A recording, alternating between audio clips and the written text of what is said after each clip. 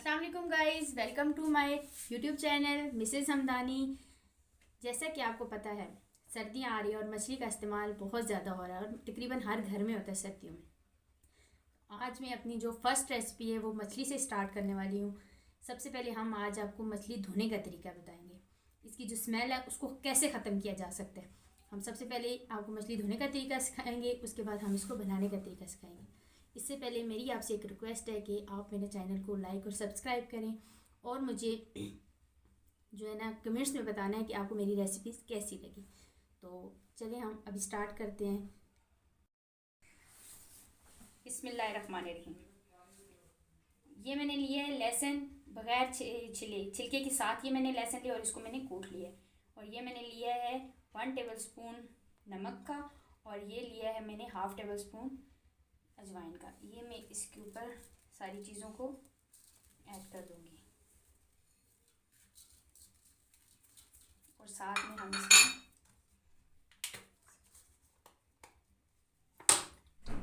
जो है सिरका 2 टेबल स्पून जो है सिरका लगा लेंगे और इसके बाद इसको जो है ना इसके अंदर अच्छे से मिक्स कर देंगे। ध्यान से कीजिएगा, आपके हाथ में कांटा लगे।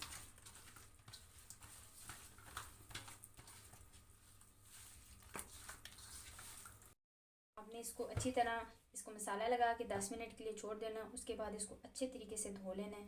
तो फिर मैं इसको धो के फिर आपसे बताती हूँ। ये देखिए व्यूअर्स, हमारी जो है ना फिश बहुत अच्छे तरीके से मैंने इसको धो लिया है। अब इसके बाद आप चाहें तो इसको अभी बना लें, चाहें तो इसको फ्रिज में रख के कल बना लें। तो कुछ लोग जो है ना इसकी स्किन नहीं पसंद करते, लेकिन कोशिश किया करें इसको स्किन के साथ बना के खाएं, क्योंकि इसकी जो सारी विटामिन वगैरह इसकी सारी स्किन में ही मौजूद है।